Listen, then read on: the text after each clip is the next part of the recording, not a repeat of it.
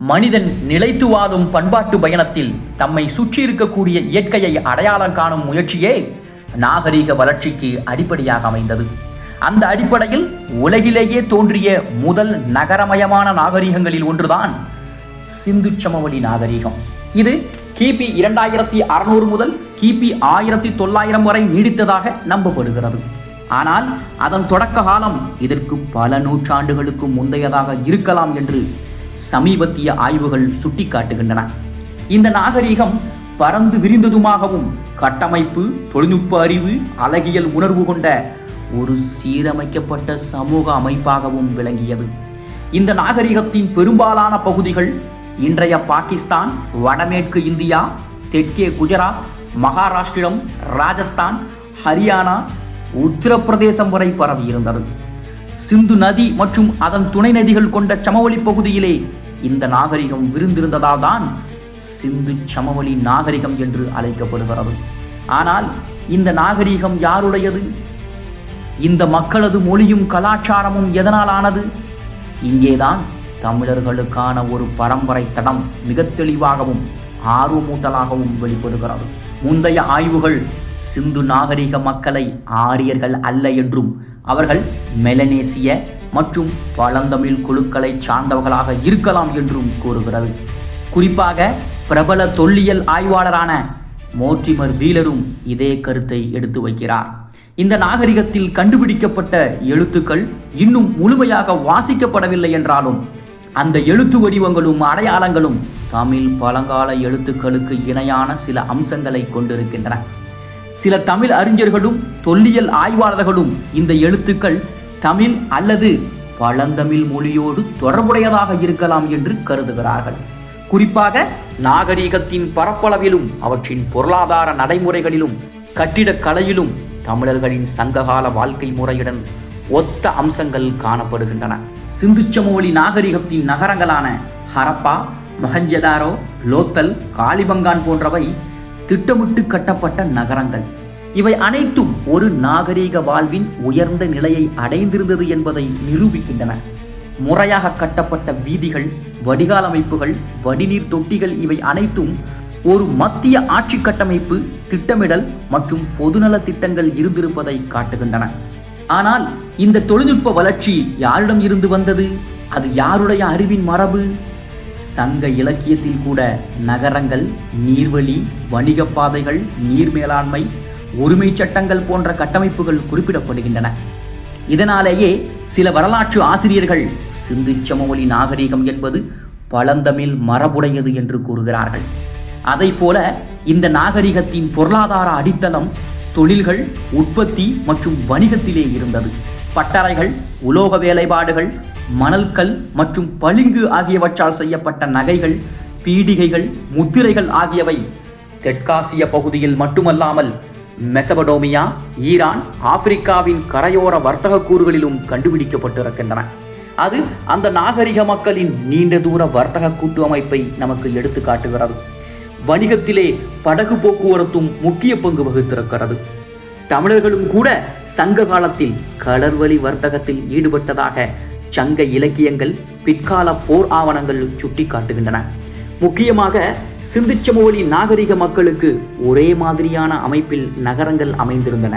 இது அவர்கள் ஒரே மொழிக்குழுவையும் பண்பாட்டையும் பகிர்ந்திருக்க கூடும் என்பதற்கான அடையாளமாகவே பார்க்கப்படுகிறது.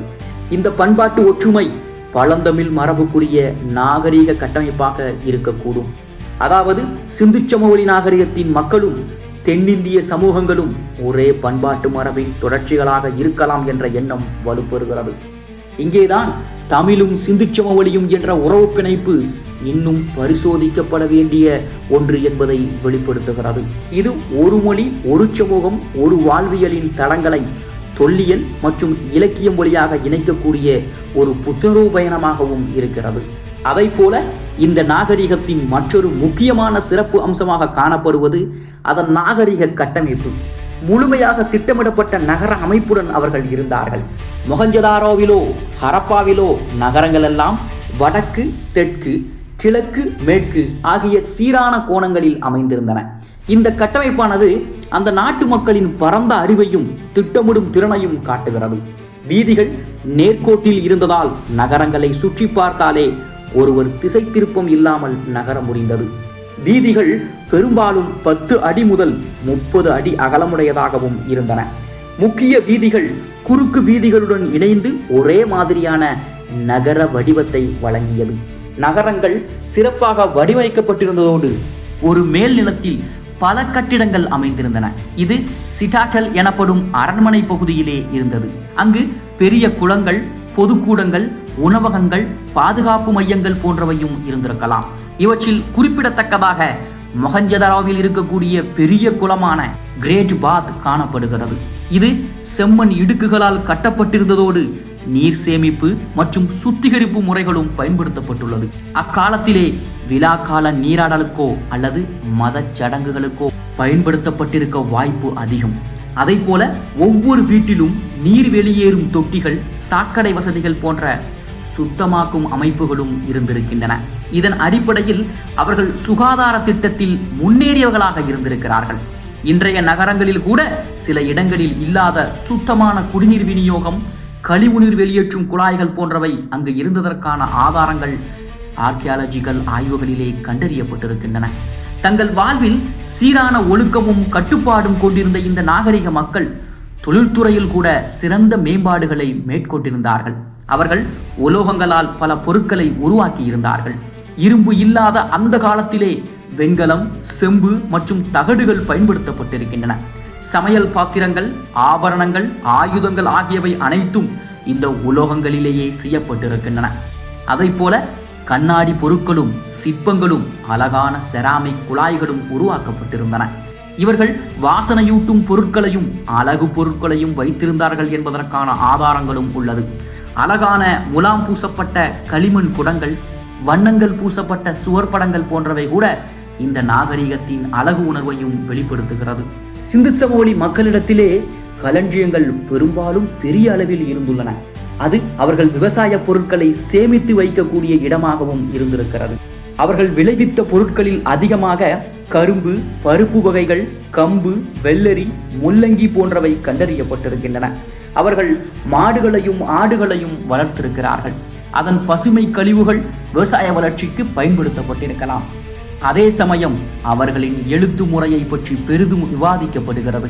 சுமார் 400க்கும் மேற்பட்ட சின்னங்களை கொண்ட எழுத்து வடிவம் பல முத்திரைகளிலும் களிமண் செங்கற்களிலும் காணப்படுகிறது. ஆனால் இன்று வரை அது முற்றிலும் விடுகதையாகவே தொடர்ந்து வருகிறது. இது ஐடியோகிராபிக் அல்லது பொனிட்டிக்ஸ் எழுத்து முறையாக இருக்கலாம். தமிழ் எழுத்து முறையுடன் சில அடிப்படை ஒத்த படிமங்கள் இருப்பதாகவும் கூறப்படுகிறது. ஆனால் இதற்கான அறிவியல் ஆதாரம் இன்னும் முழுமையாக வழங்கப்படவில்லை. சிந்துவாசிகள் கப்பல் போக்குவரத்திலும் ஈடுபட்டிருந்தார்கள்.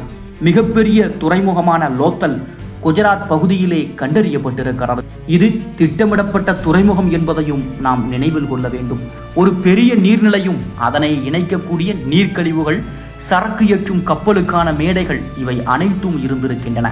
இது துளியளவு பிழையில்லாமல் கடல் வர்த்தகத்தில் ஈடுபட்டிருக்கிறார்கள் என்பதை தெளிவாக கூறுகிறது. அவர்களின் வர்த்தகம் என்பது இந்திய நிலத்தோடு நின்றுவிடாமல் மத்திய ஆசியா மற்றும் மெசபடோமியா ஆகிய இடங்களோடு இணைந்திருந்தது. சில ஹரப்பா முத்திரைகள் மெசபடோமிய நகரங்களிலும் கண்டுபிடிக்கப்பட்டிருக்கின்றன. இது கடல் வழியாக இந்திய பெருங்கடலை கடந்ததும் நிலவழியாக பெருங்கடலுக்கு அருகாமையில் இருந்த இடங்களிலும் அவர்கள் உறவுகள் வைத்திருந்ததை உறுதி செய்கிறது.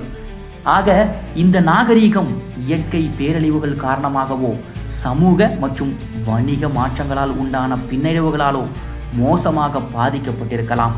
சில ஆய்வாளர்கள் நதியினுடைய திசையில் ஏற்பட்ட மாற்றம், வெள்ளம், வறட்சியின் தாக்கம் போன்றவற்றை காரணமாக கூறுகிறார்கள். மேலும் சிலர் ஆரியர்களின் தாக்குதலால் இது நடந்திருக்கலாம் என்று குறிப்பிடுகிறார்கள். ஆனால் இதில் தெளிவான ஆதாரம் எதுவும் இல்லை. சில தொல்லியல் சான்றுகளின்படி இந்த நாகரீக மக்கள் கிமு 1900க்கு பின்பு மெதுவாக நகரங்களை விட்டு புறப்பட்டு கிராம வாழ்வில் இடம்பெயர்ந்திருக்கிறார்கள் என்பதும் நகரங்கள் காலியாகிவிட்டன என்றும் கூறுகிறது. தொழிற்சாலைகள் செயலிழந்து விவசாயமும் பாதிக்கப்பட்டதாம். அதை போல இந்த நாகரிகத்தின் முக்கியத்துவமும் அதன் சீரான அமைப்பும் தொழில்நுட்ப முன்னேற்றங்களும் தொல்லியல் ஆதாரங்களும் இந்திய பண்பாட்டின் ஆரம்ப நிலை கதைகளில் இங்கு நடந்திருப்பதை ஒளிரச் செய்கிறது. தமிழருக்கும் இந்த நாகரிகத்திற்கும் இடையே உருவான உறவுகளும் மெய்நிகர் ஒத்தவைகளும் மொழிபெயர்ப்பின் வழியாகவும் மூதாதைய மரபுகளின் வழியாகவும் இன்னும் தொடர்ந்து கொண்டிருக்கிறது.